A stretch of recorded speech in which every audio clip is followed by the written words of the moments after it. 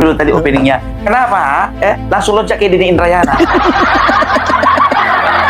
Bukannya bilang apa kawan, ya Dini Indrayana katanya kemarin sayembara 100 juta, ya hari ini dinaikkan katanya jadi 250 juta. Menaikkan sayembara dia. Mungkin dia dengar kontennya Bung Parabela kemarin 100 juta. Ijazah wakil presiden kau hargai 100 juta. Dihargai ijazah presiden, wakil presiden 100 juta. Kere amat loh. Kere. Mungkin dia ngerasa malu dinaikkan jadi 250 juta. Ada sih yang mau ngasih sekitar 1 miliar. Banyak kali gayamu.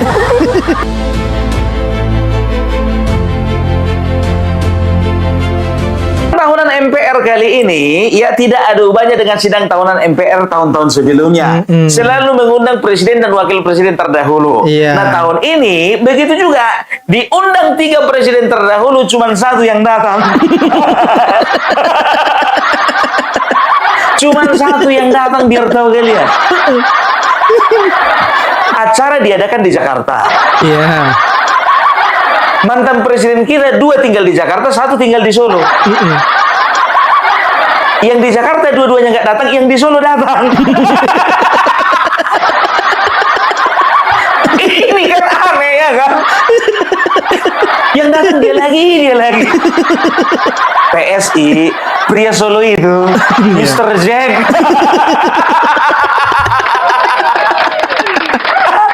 Tapi kalau SBY sudah jelas, ya melalui kadernya Benny Kaharman mengatakan bahwasanya SBY tidak akan mendatangi ya sidang tahunan MPR karena apa? Check up di Amerika Serikat. Oke lah, nggak apa-apa. Kan kita masih punya mantan 1 lagi. Kemana? Di mana gerangan? Apa medical check up juga? Pengen tahu dong. Ini bukannya bilang apa, ya kan, ya. Ini gimana ya, Bu? Kalau bisa Bu damai-damai lah, Bu. Mau sampai kapan kita begini? Ibu sebagai senior dari presiden yang ke-7, senior juga daripada presiden yang ke-6, harusnya memberikan contoh. Bisa ya bersatu, bisa berpadu di dalam acara-acara kenegaraan gitu loh ya. Ini masa di mana ada SBY di situ Ibu gak datang, di mana ada Jokowi di situ Ibu gak datang. Apalagi di acara di mana ada SBY dan Jokowi, Ibu Megawati sama-sama sekali gak datang. Ini kan keterlaluan Ibu. Acara kenegaraan satu-satunya yang Ibu datangin cuma hari lahir Pancasila. Gara-gara Ibu ketua Dewan Pengarah BPIP. Badan Pengarah Ideologi Pancasila. Bu, jujur aja aku bilang, kalau kayak gini modelnya sebagai seorang pemimpin, Bu, ya, Ibu akan susah dicintai masyarakat banyak. Karena apa? Itu artinya Ibu sedang memperlihatkan sisi Ibu yang tidak bisa memaafkan kesalahan orang lain. Walaupun ya kesalahan itu bagi orang banyak bukan salah, tapi bagi Ibu adalah sebuah kesalahan. Karena bagi Ibu SBY dan Joko Widodo sama-sama pengkhianat. Bu, di dalam politik tidak ada kata-kata pengkhianatan, Bu. Sama kayak kalau supir Medan, Bu, ya pantang nggak bisa lihat celah. Ada celah sedikit masuk. Itunya kita berpolitik ini. Nampak celah sedikit masuk. Nampak lagi lowong sedikit masuk. Itu. Berpolitik itu harus kayak supir Medan. Dikit-dikit pengkhianat kan begitu. Tiba aku terongli dari PSI ke apa pindah ke PDIP, nggak pernah itu dibilang pengkhianat. Benar. Bung Parabela, bisa nggak kau cari contoh yang lain selain Guntur Romli? Aduh, bukannya bilang apa, Bu? Kalau Ibu terlalu sering ya nggak datang di acara-acara kenegaraan seperti ini, apalagi diundang sama adik sendiri loh. Ibu kan katanya Ibu sama Bapak Prabowo kayak kakak adik kan. Masa adiknya yang ngundang kakaknya nggak datang? Lucu dong, Bu. Takutnya generasi muda ini ya, kalau misalnya Ibu jarang terlihat di acara kenegaraan dengan presiden-presiden terdahulu, Bu, nanti dikira generasi muda ini mantan presiden kita yang masih hidup itu cuma 2. Itu bahaya. Padahal kan masih ada mantan 1 lagi walaupun cuma 2,5 tahun ya kan. Yang 1 10 tahun, 1 10 tahun. Ya, Ibu walaupun cuma 2 tahun lebih, tapi yang penting tetap mantan presiden. Aduh, ya ini nih buktinya ya, kalau Bapak Joko Widodo satu-satunya presiden mantan presiden terdahulu presiden terdahulu yang datang, kita dengarkan. Presiden Republik Indonesia ke-7 Bapak Insinyur Haji Joko Widodo. Wakil Presiden Republik Indonesia ke-10 dan ke-12 Bapak Dr. Honoris Causa Dr. Andes Haji Muhammad Yusuf Kalla. Wakil Presiden Republik Indonesia ke-11 Bapak Profesor Dr. Haji Budiono. Wakil Presiden. Wakil Presiden Republik Indonesia ke-13 Bapak Profesor Dr. Kiai Haji Ma'ruf Amin. Jelas kan, Megawati nggak datang. Kalau aku sih jujur aja aku bilang ya, aku sebagai anak bangsa merasa malu seperti itu. Iya. Tapi nggak apa-apa lah ya, itu cuma sekedar opening. Jadi saat sore hari ini kita akan bahas mengenai Denny Indrayana. Opung Parvila sebentar dulu Opung Parvila ya. Udah lebih daripada 5 menit kita bicara tentang Bapak Joko Widodo tadi openingnya. Kenapa? Langsung loncat ke Denny Indrayana. Bukannya bilang apa kawan ya, Denny Indrayana katanya kemarin sayembara 100 juta ya, hari ini dinaikkan katanya jadi 250 juta. Menaikkan sayembara dia. Mungkin dia dengar kontennya Opung Parvila kemarin 100 juta. Ijazah wakil presiden kau hargai 100 juta. Dihargai ijazah presiden, wakil presiden 100 juta. Kere amat loh. Mungkin dia ngerasa malu dinaikkan jadi 250 juta. Ada sih yang mau ngasih sekitar 1 miliar. Banyak kali gayamu. Nih ya, dinaikkan 250 juga. Ada aja Denny Indrayana nih. Denny Aswan, saya sempat orangnya dia udah tahu ya megang ijazah Mas Gibran sendiri. Sekarang begini aja, kau ngomong sama Mas Gibran ya, biar kau ngasih duit sama Mas Gibran 250 juta. Kau tengok dulu kalau emang Mas Gibran mau, berarti besok dia harus mundur jadi wakil presiden. Berarti apa kalau memang diterimanya uang 250 juta, berarti beliau itu kekurangan duit, kan begitu. Iya. Mau kau bilang 1 M ke, mau kau bilang 2 M ke, mau kau bilang 10 M ke, yang namanya Mas Gibran tidak akan pernah menunjukkan ijazahnya ke muncungmu itu, sama seperti Bapak Joko Widodo tidak akan pernah menunjukkan ijazahnya kepada Roy Suryo. Kan begitu. Jadi begini gue bilang ya kan, Bapak Joko Widodo ijazahnya sebentar lagi mau selesai, kan begitu ya. Bisa dikatakan ya ada tanda-tanda ya Roy Suryo dan Tifa ini ya sedang dikondisikan ya untuk dibebaskan. Karena apa? Makin ke sini pra peradilan, makin ke sini pra peradilan. Padahal untuk membuktikan ya harus masuk sidang perkara pokok, kan begitu. Terbukti kan kemarin Siti mangkir kan? Iya. Mangkir dia. Ketakutan dia karena apa? Udah tahu dia sebetulnya ijazah itu ada. Iya. Ya Pengecut. kan, nah ini isu ijazah Bapak Joko Widodo sebentar lagi tenggelam. Nah ini dia naikkan lagi isu selanjutnya, isu ijazah masalah isu ijazahnya Mas Gibran ya. Tapi kita lihat aja lah, jujur aja lo aku bilang ya sama kalian, yang namanya Denny Indrayana ini ya melakukan segala sesuatu itu ada dasarnya. Apa dasarnya itu? Dasarnya itu sudah pasti sakit hati.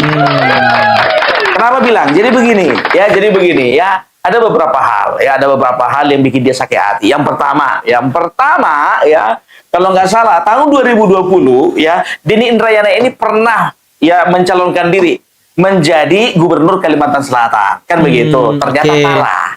Nah, dia mencium katanya ada kecurangan dengan pemenang ya, dengan gubernur terpilih pemenang, kan begitu. Nah, karena mungkin dia merasa selisih suaranya nggak terlalu jauh ya, dia gugat itu ke MK. Nah, pada saat itu putusan MK menyatakan bahwasannya Denny Indrayana kalah. Dan kalian tahu siapa ketua MK-nya waktu itu? Hakim MK-nya siapa waktu itu? Adalah Anwar Usman, pamannya Mas Gibran. Iya. 2020 dia kalah. Oke. Begitu 2024 coba lagi dia mencalonkan diri. Mungkin dari Partai Demokrat, kan begitu. Dia kalah lagi. Ya kan? Nah, nggak tahu juga apakah ini digugat atau enggak ya. Tapi ya setelah pencalonan dirinya menjadi calon gubernur Kalimantan Selatan dan juga 2024 menjadi caleg DPR RI, akhirnya ya Denny Indrayana bangkrut. Bangkrut, ya pindahlah dia ke, kalau nggak salah ke Australia ya. Pindah ke Australia katanya dia sana ya sempat menjadi supir taksi online. Iya. Supir taksi online. Makanya bisa kita lihat bagaimana gundah gulannya dia, ya bagaimana dendamnya dia, sakit hatinya dia sama si Anwar Usman. Anwar Usman sudah pensiun, diteruskanlah dendamnya itu kepada ponakannya.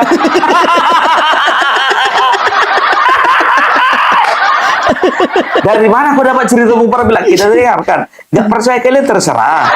Yang penting ya aku udah dapat informasinya, dengarkan ini. 2020 Denny Indrayana itu ikut pilkada, pilgub. Oh, 2020 ikut. 2020 ikut, kalah. 2020 dia kalah dan dia melakukan gugatan ke MK. Yang ketua hakimnya MK itu Anwar Usman. Gugatannya mungkin karena merasa dicurangi. Merasa dicurangi karena dianggap bahwa selisihnya nggak begitu besar, nggak begitu banyak. Dia lakukan gugatan di MK dan kalah. Dan ketua hakim MK-nya waktu itu Anwar Usman. Paman ini ya. Paman kan gitu ya. Disebut pamannya Gibran ini yang dulu belum jadi paman. Oh, waktu itu belum Belum jadi paman dan harus kita tahu juga testimoni dari para penggiat hakim konstitusi dan lain sebagainya itu menyampaikan bahwa Anwar Usman itu termasuk hakim konstitusi yang sangat punya memegang sekali idealisme, Integritasnya ada ya. integritas dan lain sebagainya. Jadi ketika dia memutuskan tentu dengan pertimbangan-pertimbangan yang sangat-sangat rasional. Lalu 2024 ini udah kalah nih, udah pecundang nih. 2024 dia mulai lagi coba untuk mempertaruhkan hidupnya masuk ke dunia politik dengan maju sebagai calon legislatif dari Partai Demokrat. waktu itu dari Partai Demokrat atau saya lupa ya apa Mas Nasdem apa ya. Kalau untuk pilkadanya kan Nasdem waktu itu ikutan juga support dari Demokrat kalau nggak salah. Nah dia maju caleg kalah juga. 2 kali kalah ya. 2 kali kalah, cuman dapat dukungan suara sekitar berapa puluh ribu gitu. Kayaknya 26.000. 26.000. Baca tuh. Iya, 26.000 ya, 26.000 kecil sekali kan gitu. Nah, itu kalah juga. Yang akhirnya itu yang menyebabkan dia hidup di luar negeri sebagai supir taksi online. Sakit hati ya, sakit, Bro. Jadi keluar ke Australia itu bukan dalam rangka merantau, benar-benar merantau, tapi untuk keluar dari situasi dan kondisi yang dialami itu ya. Frustasian lah dari dalam hal politik gitu loh, gitu ya. Kan begini, orang yang memang sudah membangun dirinya, pertama dari praktisi hukum, orang yang memang kita lihat sebagai akademis, orang yang akademik sekali cara berpikir dan sebagainya, lalu masuk dunia politik diambil oleh SBY sebagai wamen, kan begitu ya, waktu itu. Yang akhirnya dia tergoda dalam dunia politik. Wah ternyata enak juga ini kan candu nih politik nih. Tapi ketika dia bertarung 2020 kalah, dia bertarung di 2024 kalah secara politik, mengecewakan pasti, sakit hati pasti. Nah itulah yang menstimulus, membangun tendensi atas ketidaksukaan dia terhadap Mas Wapres, terhadap Pak Jokowi. Karena yang ada di benak dia, nasib politik dia itu karena memang disebabkan juga faktor Pak Jokowi atau Mas Wapres. Yang sesungguhnya sebenarnya ya karena memang nggak mampu, Ben. Orang kalau mampu ya menang gitu loh. Ya karena nggak mampu secara politik ya kalah.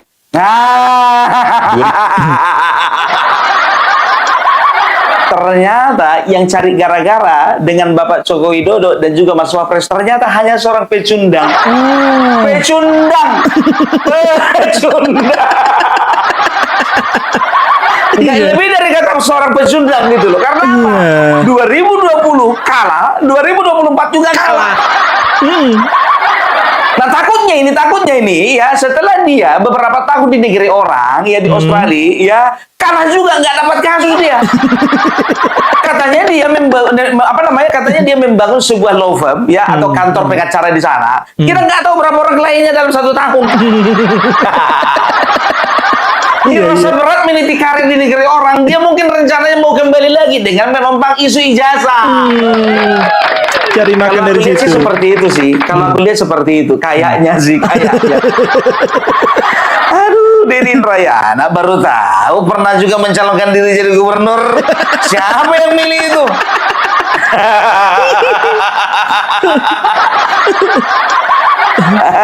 Coba lagi kan, bisa 2029 coba lagi. Kenapa sih ribut kali sekarang? Cari nama ye. Biasa, mencari modal elektabilitas. Bener. Dari mana? Ya dari pembenci Bapak Joko Widodo lah. Iya, Dari iya, mana iya. lagi? Dan tahu nggak kalian? Konyolnya lagi, si siapa namanya? Si Denny Indrayana ini ya mengajak masyarakat ya untuk bersama-sama ya membuat sebuah tren tunjukkan ijazah aslinya. Coba bikin tren dia tunjukkan ijazah aslimu. Dimulai dari diri sendiri. Lihat nih. Kalau menurutku ini adalah gerakan tolol. Minta maaf. Kenapa aku bilang gerakan tolol? Karena apa? Ijazah itu kan berisi apa data pribadi kita. Iya, Kan pribadi. begitu. Sementara ada undang-undang yang melindungi supaya data pribadi kita jangan bocor atau dibocorkan orang lain. Nah, ini adalah perkara yang tolol. Karena apa? Kita membocorkan sendiri data pribadi kita. Mau kita tunjukin sama orang. Lapet. Kau bilang kau ini ahli hukum. Ahli hukum tapi TLOL. Sedangkan sudah diatur undang-undang, ada hukum yang mengatur ya bahwasanya dilarang untuk ya membocorkan data atau dokumen pribadi milik orang lain. Milik orang lain loh. Karena apa? Ya, karena bisa data-data itu nanti dicuri. Ini mau disuruhnya masyarakat menunjukkan ijazahnya sendiri-sendiri. Hati-hati, jangan mau kalian ya. Ini bahaya ini karena apa? Nanti data-data kalian itu dicolong. Ya. Benar aja kawan ini. Hari ini, mari kita gulirkan aksi Gibran. Apa itu?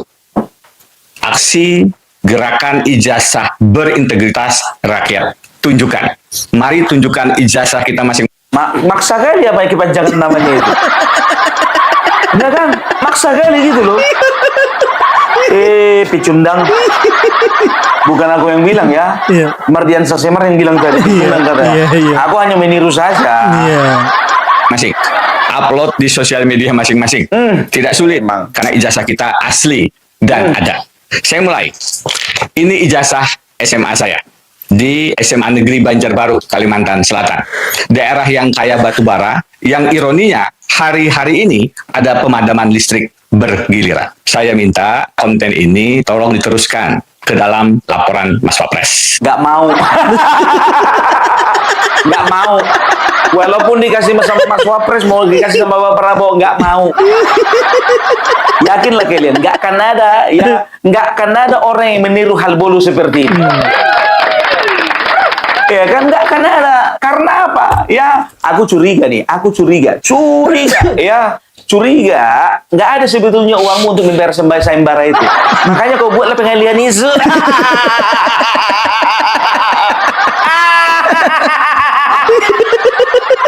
Banyak kali kayak saya ada uang 100 juta, 250 juta, kita naikkan lagi. Sebetulnya ada yang mau bayar 100 miliar.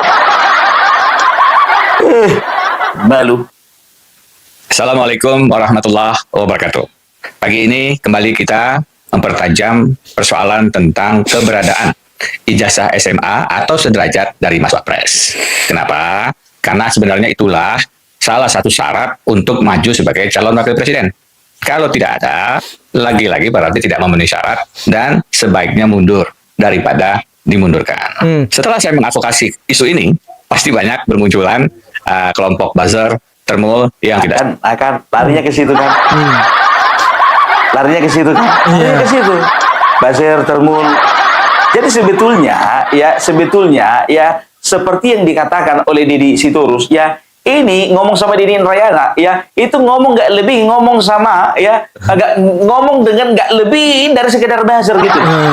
Jadi kelasnya si Denny Indrayana ini nggak lebih daripada buzzer gitu loh. Yang selalu ngomong katanya menurut yang saya dengar.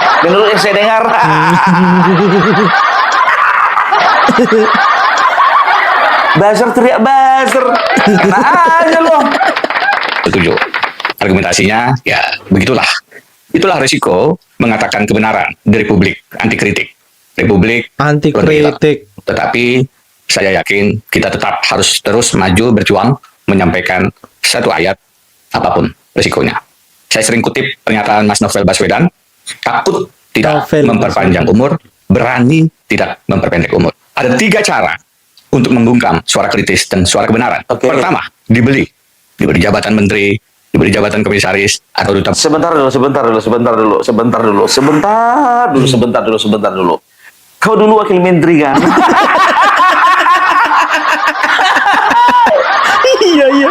Jangan kau samaratakan semua menteri ya menerima jabatan karena yang pertama dibungkam. Ada usaha pembungkaman. Yang kedua ya ada usaha bagi-bagi jabatan. Ya yang ketiga tidak ada kompetensi di situ, yang adalah relasi seperti kata junjunganmu itu. Kau sendiri kan jadi wakil menteri kemarin. Gimana ini? Diberikan jabatan menteri, komisaris, cerot. Cerot. Jadi ini menurutku ya, menurut Opung Parbelak ya, orang-orang yang mempermasalahkan ijazah Bapak Joko Widodo ya, dengan orang-orang yang mempermasalahkan ijazah Mas Gibran ya, ini adalah berasal daripada kelompok yang sama. Ya. Dari pucuknya dulu sama-sama pendukung Anies Baswedan. Kalau kalian cari di situ, ya kalian cari aja, kalian searching aja, terserah kalian mau di TikTok kah atau mau di platform mana, ya orang-orang yang mempermasalahkan ijazah Bapak Joko Widodo, ya ini adalah orang-orang yang terafiliasi sama Anies Baswedan. Begitu juga yang mempermasalahkan ijazah Mas Gibran. Ya. Pendahulunya daripada Denny Indrayana ini ya adalah Forum Purnawirawan, kan begitu. Dari situ saja mereka sempat mengeluarkan petisi 8 yang terakhirnya mengatakan bahwasanya mereka harus memakzulkan Mas Gibran. Kan begitu. Nah, kemarin ijazah Bapak Joko Widodo yang lagi panas, makanya mereka nggak keluarkan permainan ya tentang ijazah Mas Gibran. Karena apa? Mereka melihat bahwasanya Rismon sudah mulai ke sana, kan begitu. Kan kemarin kan Rismon kan sebelum belok ke Solo, ya kita udah lihat bagaimana Rismon ya menyatakan bahwasanya Mas Gibran itu nggak punya ijazah. Nah akhirnya Rismon mundur. Ternyata mereka melihat harus ada pemain baru. Iya. Jadi ada pemain baru. Pemain baru yang lebih tepat adalah Denny Indrayana. Karena apa? Karena mereka tahu Denny Indrayana ya adalah orang yang pernah sakit hati dengan pamannya Mas Gibran.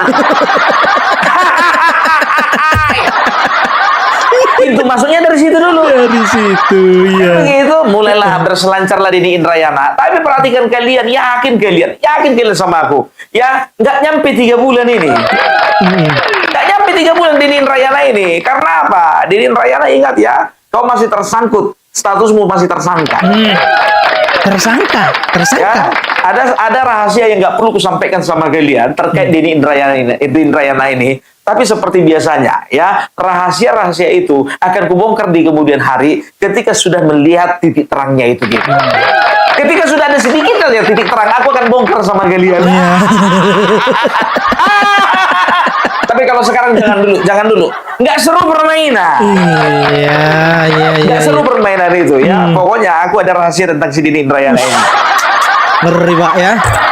Ya mengenai mengenai status tersangkanya ini ya. Nah, kita kembali. Ada ya. Sekarang itu Denny Indrayana, selain Denny Indrayana ada pemain baru ya, namanya itu Mercy Siombing.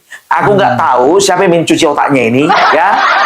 Apakah dia memang dicuci otaknya atau memang dia itu punya ambisi ya yang memang mau dia capai ya, ataukah dia memang diperalat ya oleh 1-2 orang pihak ya, bisa dikatakan ya dia ini kan perlu juga mendapatkan panggung sama seperti Bonatua Silalagi.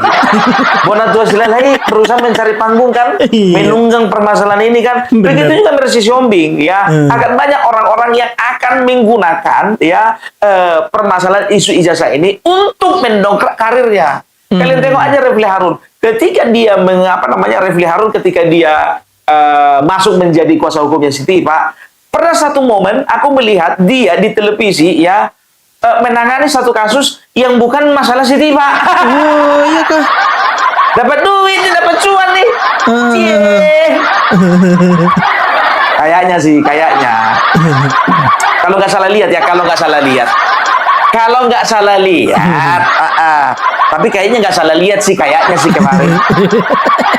Aku Apalagi pengacara-pengacara ini, Kozinudin begitu juga, ya Dini Indrayana begitu juga. Nah, pengacara-pengacara, kalian tahu kan pengacara-pengacara yang nongkrong di kubunya Tifa dan juga Roy Suryo, itu semua ini mereka itu sedang cari panggung. Sebetulnya Roy Suryo dan Tifa, mereka ini tanpa sadar, mereka sebetulnya sedang diperalat sama ya pengacara-pengacara ini. Karena apa? Lewat permasalahan ini nama mereka naik. Iya benar. Yakin kalian? Kalau bicara tentang Roy Suryo dan Tifa, kalaupun menang selesai permainan, kalaupun kalah selesai permainan. Yang naik nama siapa? Pengacara. Pengacara. Makanya mereka rela. Ya entah betul tangga itu mereka nggak dibayar. Masa sih nggak dibayar? Ya, nah ini Mercy Siombing ini pun juga sudah mulai nih. Ya kita lihat ini. Kita perhatikan. Apa yang Ibu Mercy inginkan? Meminta Kemendikbud untuk membatalkan suket ini, mencabut atau bagaimana? Kepada PT UN, saya kan datang ke PT UN, Mas. Jadi saya minta itu dibatalkan. Bahkan ya sedikit bocoran aja. Jadi saya sudah tulis pada saat putusan sela, saya berharap surat ini tidak boleh aktif lagi. Jadi jangan tunggu inkrah baru dibatalkan gitu. Coba bayangkan kalian ya. Bayangkan kalian yang digugatnya adalah Kementerian Pendidikan dan Kebudayaan, ya kan? Jadi ya dia minta supaya surat keterangan ini dibatalkan.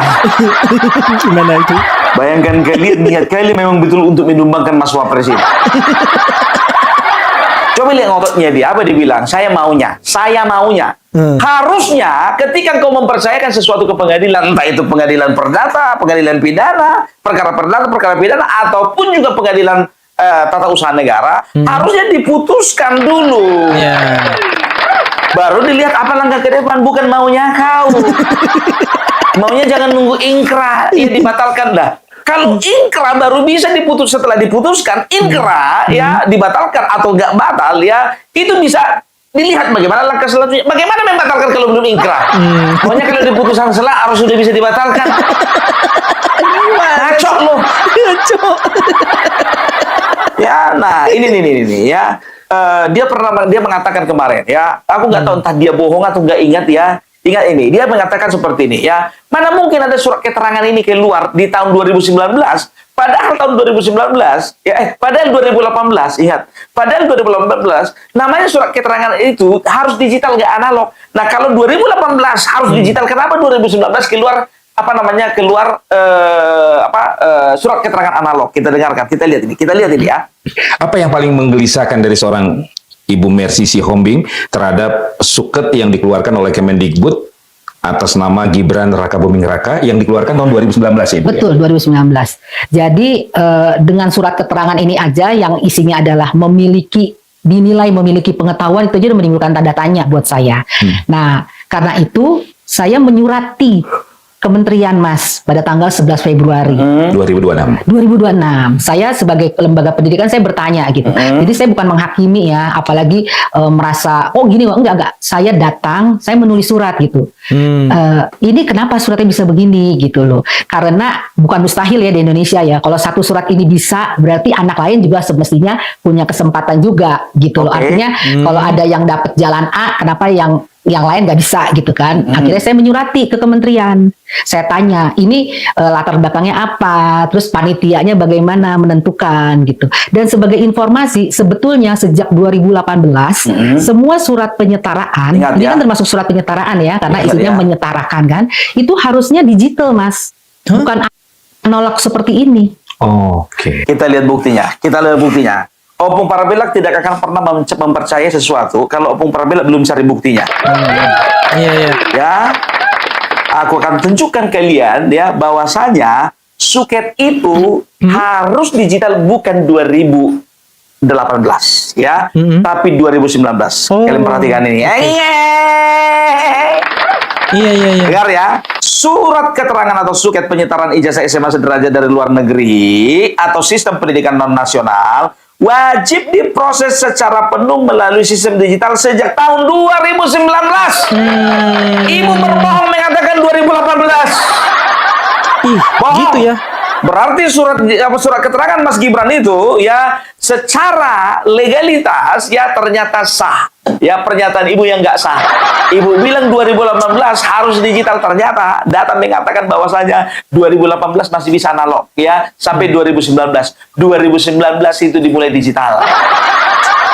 Nah, Penipu nih suketnya perempuan. Mas Gibran ya itu bisa saja 2019 ya dikeluarkan setelah ya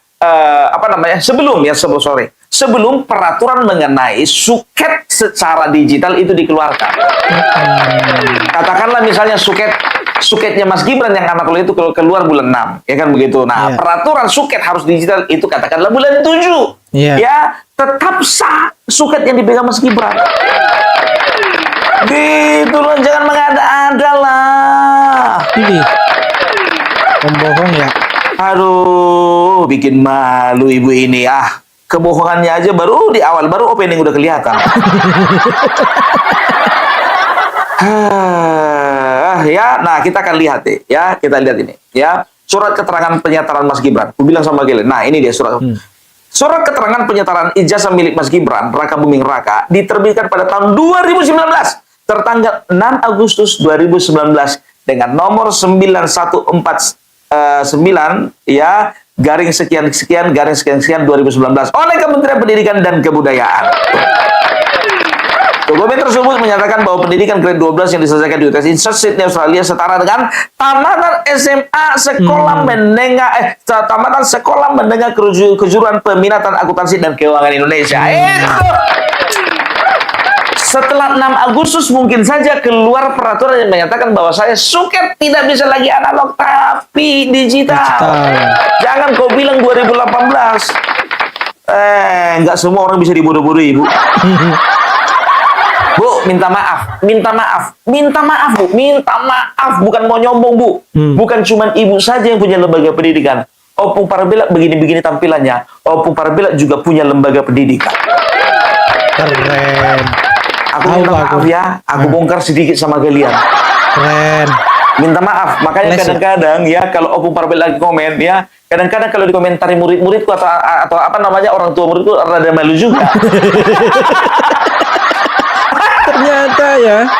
Bayangkan kalian, ada beberapa ada beberapa instruktur dan juga pengajar ya, ada beberapa pengajar di bawah Opung Parabela biar tahu kalian ya. Kalian tengok aja kalau aku masuk kantor, penampilanku nggak begini. Rapi. Pakai kemeja, pakai minyak rambut, ya kan, kadang-kadang pakai jas, ya, kadang-kadang pakai batik, apalagi kalau ketemu dengan orang-orang dinas pendidikan dan juga dinas tenaga kerja. Gitu. Nggak percaya kalian? Ya, sebentar ya. Kutunjukkan apa enggak ya? Keren sih. Ya, tapi nggak ada gunanya juga sih kutunjukkan sih. Ada gunanya kok. Biar percaya. Iya. Kita Tapi udah tahu. kutunjukkan aja lah. Ini dia. Opung Parabela suasana lagi rapat dengan dinas tenaga kerja ini biar tahu kalian. Jadi Opung Parabela bukan kaleng-kaleng. Jadi kalau ngomong masalah dinas pendidikan, ya Opung Parabela itu berbicara teliti, berpikir teliti, menganalisa teliti. Makanya sampai sekarang Opung Parabela nggak ada yang melaporkan karena Cakep. bukan kaleng-kaleng ini. Jadi aku akan mencari fakta sebelum aku mengeluarkan apapun itu informasi, ya kan? Kalaupun salah sedikit nggak apa-apa lah. Tapi jangan salah banyak kayak ibu ini. Ya kan? Ya, tapi aku akan tunjukkan sama kalian. Ya, kalian mungkin akan terkejut atau bagaimana? Ya, kalian tengok ini.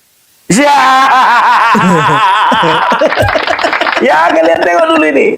Itu siapa? Ya, udah kalian perhatikan itu. Di samping itu perempuan itu versi Xiaomi. Sampingnya siapa? Di sampingnya siapa? Denny Indrayana. Denny Indrayana di sampingnya kawan. Udah gue bilang sama kalian ya, di belakang layar orang ini ya udah kita nggak tahu lah siapa yang mengatur, siapa yang merancang, siapa yang mengerensi ini semuanya ya kan, tapi nggak apa-apa lah ya. Itu adalah sesuatu hal yang biasa di negara ini ya kan. Kita udah tahu lah bagaimana hukum di negara ini, tahu lah kepolisian bagaimana, tahu lah kejaksaan bagaimana. Makanya Siti Mas apa sih si Roy suka-sukanya di negara ini, suka-sukanya biarin aja. Nah ya, kita akan dengarkan sedikit penjelasan ya yang menyanggah pernyataan dari Mercy Siombing ini. Kita dengarkan. Surat keterangannya ini menurut saya bisa menyelesaikan grade 12 di UTS Insert Sydney, Australia, dan bersangkutan dinilai memiliki pengetahuan. Saya mau menyanggah apa yang telah dikatakan oleh Ibu Mercy Sihombing dalam podcast Madilog tentang penyetaraan ijazah SMA Gibran. Pertama-tama, saya langsung menolak kata shortcut yang menurut saya telah menyepelekan due diligence yang sudah dilakukan untuk memenuhi persyaratan. Iya. Saya akan memulai dengan beberapa background information dulu ya. Pertama, Singapura itu mempunyai sistem sekolah menengah yang berbeda dengan Indonesia. Indonesia, sistem sekolah menengahnya adalah 3 tahun SMP, 3 tahun SMA. Iya. Sementara di Singapura, sistemnya adalah 4 tahun O-level diikuti oleh 2 tahun A-level. Dan Gibran itu telah memenuhi persyaratan untuk mendapatkan O-level. Telah mendapatkan ijazah O-levelnya. Dan di Singapura itu ya, banyak sekali orang yang setelah mendapatkan ijazah O-level langsung mempunyai banyak alternatif lain. Misalnya pergi ke universitas swasta di Singapura, dia langsung bisa mengikuti program S1. Ya. Yang memang dilakukan oleh Gibran. Dia langsung masuk ke MDIS Bradford Singapura untuk mendapatkan program S1 semenjak dia mendapatkan O-level. Dan lalu pada fase tertentu dia keputusan untuk mendapatkan S2. Dia mau mendapatkan S2 lalu dia pergi ke Sydney untuk mau masuk ke UTS Sydney. Tapi UTS Sydney itu sekolah-sekolah barat itu mereka mengharuskan semuanya untuk mengikuti program 12 tahun pendidikan baru boleh masuk ke dalam program perguruan tinggi mereka. Iya. Dan maka masuklah Gibran ke dalam program UTS Insert Sydney yang adalah program matrikulasi. Ibu itu benar, matrikulasi ataupun foundation program yang adalah program yang sangat umum ya, yang sendirinya adalah program penyetaraan. Iya. Ngerti nggak? Jalur konvensional adalah 12 tahun pendidikan. Tapi banyak orang yang kurang. Maka mereka harus mengikuti apa itu namanya program Insert UTS ataupun foundation program, matriculation program yang sangat umum diadakan oleh banyak sekali perguruan tinggi barat. Yang adalah sendirinya adalah sebuah program penyetaraan. Betul. Dan maka kalau misalnya Kementerian Pendidikan Indonesia mendapatkan bahwa penyetaraan ini tentunya boleh dong bilang katanya adalah wajar dong menganggapnya sebagai penyetaraan juga. Dan makanya wajar untuk menganggapnya bahwa dia telah memenuhi pengetahuan untuk SMA. Betul. Kenapa dibilang sebagai pengetahuan dan bukan setara ijazah? Karena memang program UTS ini tidak mengeluarkan ijazah SMA. Dia hanya memang sendirinya adalah program penyetaraan. Iya. Tapi tentunya ya, kalau kau bilang karena program penyetaraan ijazah memang adalah evaluasi tentang setara apa enggak setara, ya tentu setara. Karena kita mengacunya kepada apa yang diperlukan oleh UTS ini, dia tuh perlukan 12 tahun pendidikan. Iya. Dan ini adalah program yang bisa memastikan bahwa dia mempunyai 12 tahun pendidikan, dan maka setaralah. Wajar, harusnya dapat bisa diterima oleh semua masyarakat Indonesia. Dan kalau tentang persyaratan digital, saya mau koreksi sedikit ya. Apa yang Ibu katakan tentang persyaratan untuk digital adalah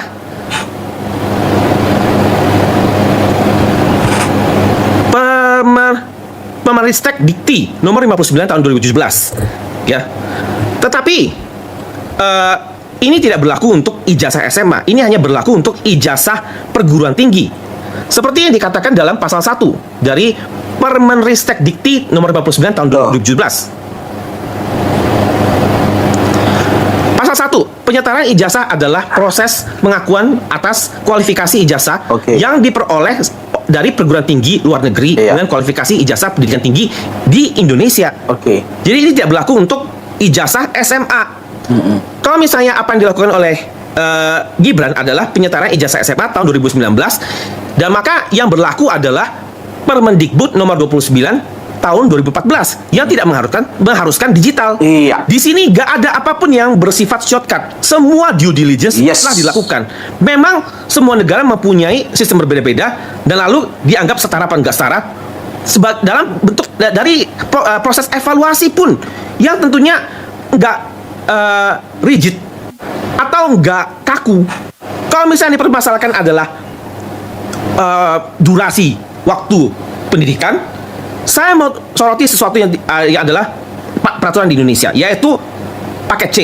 Sebenarnya di Indonesia pun ya, untuk mencapai untuk diakui sebagai mempunyai pendidikan SMA, nggak perlu pendidikan formal 12 tahun di sekolah manapun. Hanya perlu mengikuti ujian paket C.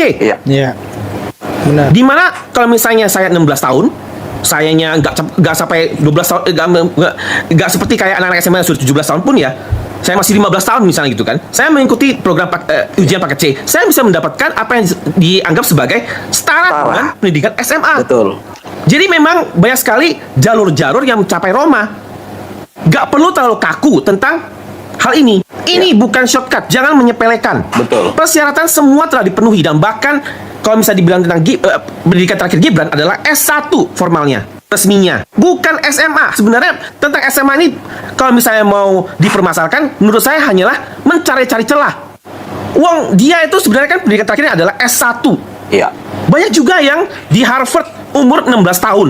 Betul. Masuk ke dalam program S1. Betul. Anak-anak di SD, SMP-nya Amerika yang skip level karena terlalu pinter. Iya. Indonesia juga ada. Iya. Atau yang umurnya lebih. Jadi, semua ini adalah evaluasi yang gak terlalu kaku. Dan Betul. juga gak perlu terlalu kaku Yes. tentang hal ini yang hanya persyaratan. Program UTS Insert Sydney sendirinya adalah penyetaraan untuk menyetarakan dengan 12 tahun pendidikan grade 12 dari sekolah-sekolah biasa di Sydney. Dan maka lumrah dan wajar kalau misalnya program penyetaraan di Indonesia menganggap bahwa program penyetaraan di Australia adalah valid. Dan secara peraturan pun ibu salah. Yang berlaku adalah Permendikbud nomor 29 tahun 2014 tentang ijazah SMA. Gibran. Iya.